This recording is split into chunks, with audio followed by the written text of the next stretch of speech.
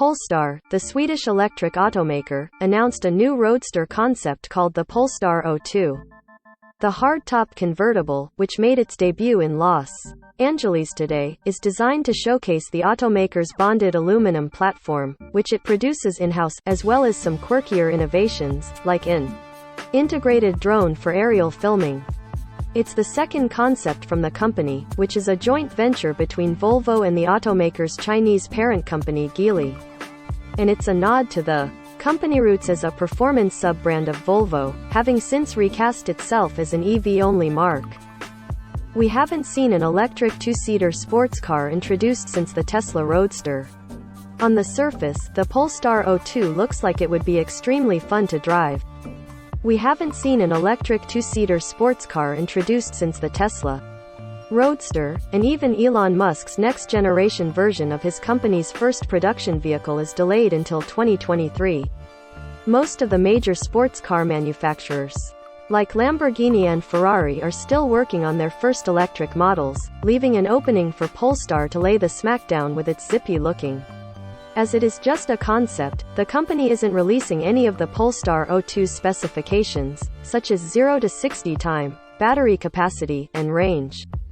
But in an interview, Polestar CEO Thomas Ingenlath said that the modularity of its bonded aluminum platform allows for a bigger battery even within a shortened wheelbase. Over 110 kilowatt-hours of battery power, we still can package without any compromise in this short wheelbase, Ingenlath said. The O2 shares a lot of design traits with Polestar's first concept, the Polestar Precept, including sharp-looking lines and a lighting signature that reflects the company's Volvo origins. The vehicle's body is low and wide, with an aggressive stance and a compact cabin orientation.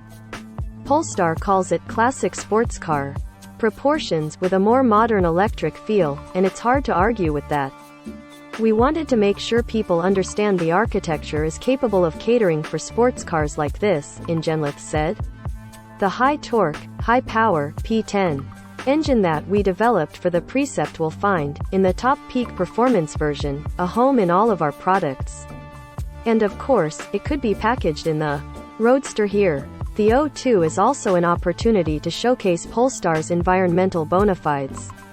The interior is made from a new thermoplastic mono material, which describes the use of a single base material to manufacture different components. In this case, a recycled polyester is used as the sole material for all the soft interior components, such as seat foam, adhesive, 3D knit fibers, and non-woven lamination. Polestar says this simplifies recycling and represents a step towards greater circularity, while also reducing weight and waste. That is an idea that we definitely would love to put in production, Ingenlath said of the use of a mono material in the interior. That's how we use the concept cars really, to put out that ambition and inject the energy into the organization to really strive for making it possible. And the chassis of the vehicle is designed in a way to make recycling more seamless. Different grades of aluminum are labeled, allowing them to be recycled more effectively and for their properties to be retained. Grid view. The most distinctive feature in the Polestar O2 is the inclusion of a cinematic drone, so owners can film themselves as they drive along a twisty mountain road, for example. The drone, which is a concept too, was developed in collaboration with Aerofugia's consumer electronics brand Hoco Flow. Aerofugia is the company that was formed after Geely acquired Boston-based electric vertical takeoff and landing startup Terrafugia. It's designed to be deployed while the car is moving, to record driving sequences.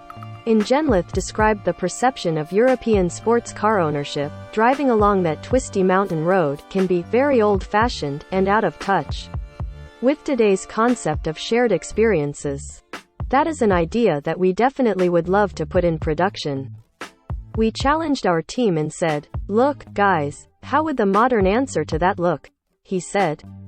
The drone definitely is the vehicle to produce memories, to produce shareable moments, to capture that experience that you have together with your partner in the car, and the drone can film you. It can make really exciting dynamic shots of the car or very calm ones. Ingenlith said the technology that would integrate a drone into the vehicle is very feasible, with the drone following the car at speeds of up to 100 km per hour. After filming, the drone can autonomously return to the car, and video clips can be edited and shared directly from the 15-inch center display when the car is parked. Ingenlith described it as less distracting to the driver than attempting to film yourself with your smartphone. Polestar has already committed to turning its first concept, the Precept, into a production vehicle, the Polestar 5. Could the same thing happen to the Polestar O2? Possibility? Definitely, Ingenlith said. I very much strive for provoking that question. I want to make that proposition with this car, and I would be more than happy to confirm it in the future.